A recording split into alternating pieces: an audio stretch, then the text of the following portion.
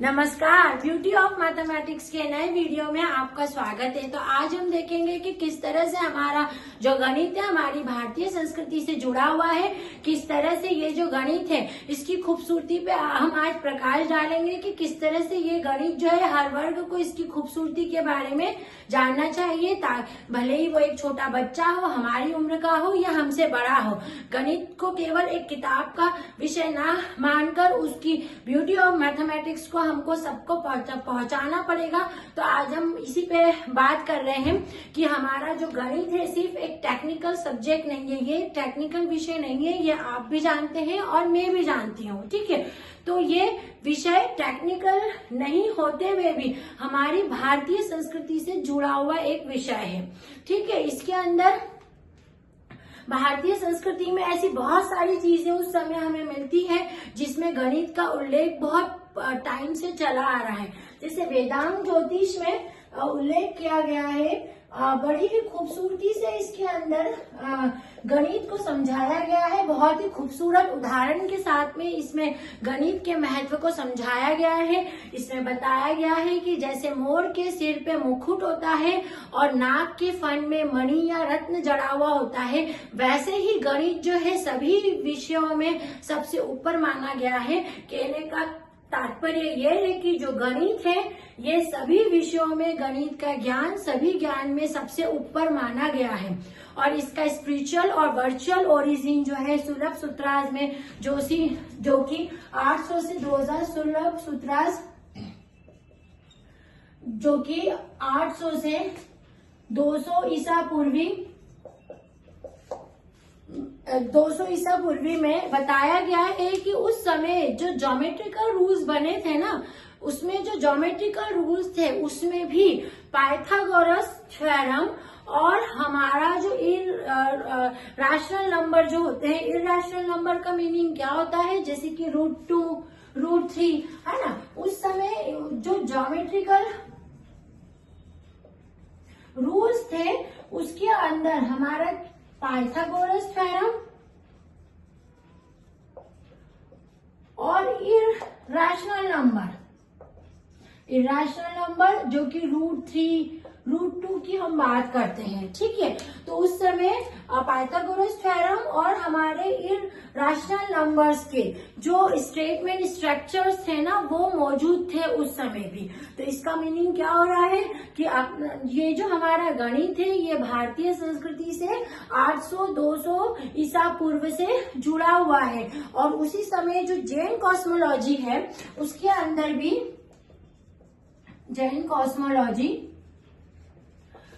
Cosmology में भी infinite जो ऑर्डर ऑफ इंफिनिटी था उसमें किस तरह से काम किया जाता है उसको बहुत ही अच्छे तरह से एक्सप्लोर किया गया है। ऑर्डर ऑफ इंफिनिटी को बहुत अच्छे तरह से इसमें समझाया गया है।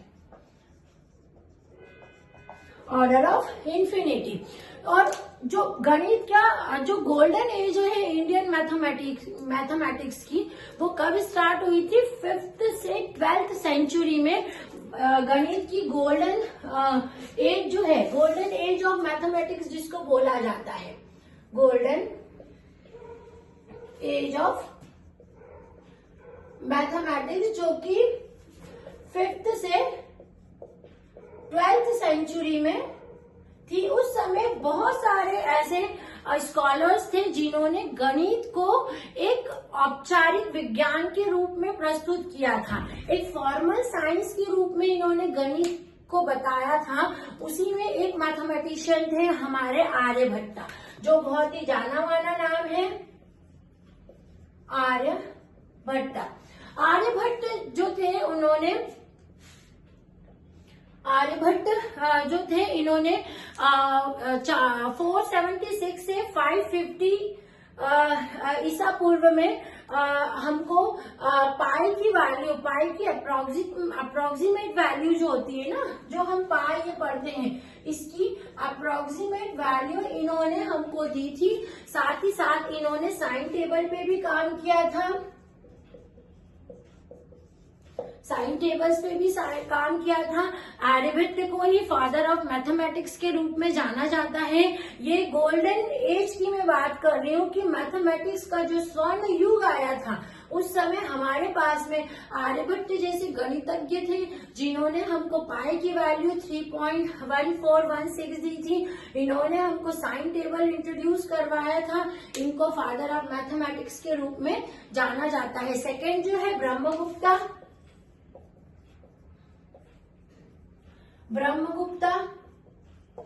ब्रह्मगुप्ता जो थे 7th सेंचुरी में थे। इन्होंने जीरो और नेगेटिव नंबर्स के साथ में काम करने के रूल्स प्रोवाइड किए थे। क्या करे थे इन्होंने?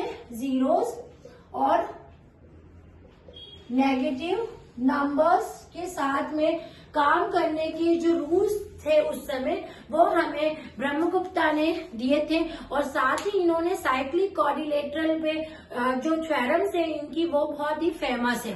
तो हमारी जो गणित का स्वर्ण युग के ये दो महान मैथमेटिशियन है आर्यभट्ट और ब्रह्मगुप्ता। इसके साथ ही इसमें भास्करा सेकंड का भी योगदान है।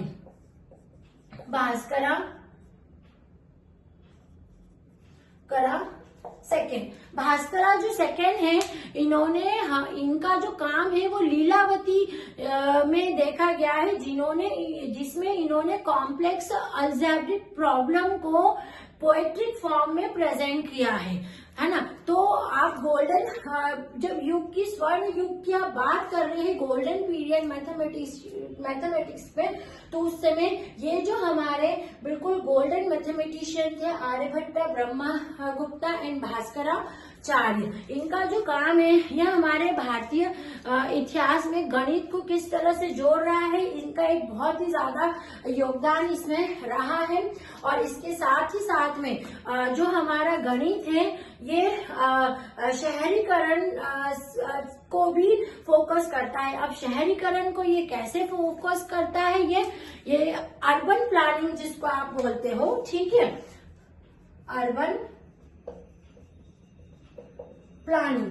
अब अर्बन प्लानिंग की अपन यदि बात करते हैं तो जो अर्बन प्लानिंग है इसका उदाहरण आपको 3000 ईसा पूर्व के आसपास सिंधु घाटी सभ्यता में जब ईंट का निर्माण किया गया था और जो बाढ़ जो फ्लड कंट्रोल किया गया था उसके अंदर जो है वो डेसिमल बेस्ड मेजरमेंट सिस्टम का यूज किया गया था। ठीक है, क्या ये 3000 ईसा पूर्व सिंधु घाटी का मैंने आपको उदाहरण दिया है जिसमें ईंट निर्माण और फ्लड कंट्रोल के लिए डेसिमल मेजरमेंट सिस्टम का यूज किया गया था। तो आप देख रहे हैं कि किस तरह से भारतीय संस्कृति में गणित जो है वो शुरू से जुड़ा हुआ है।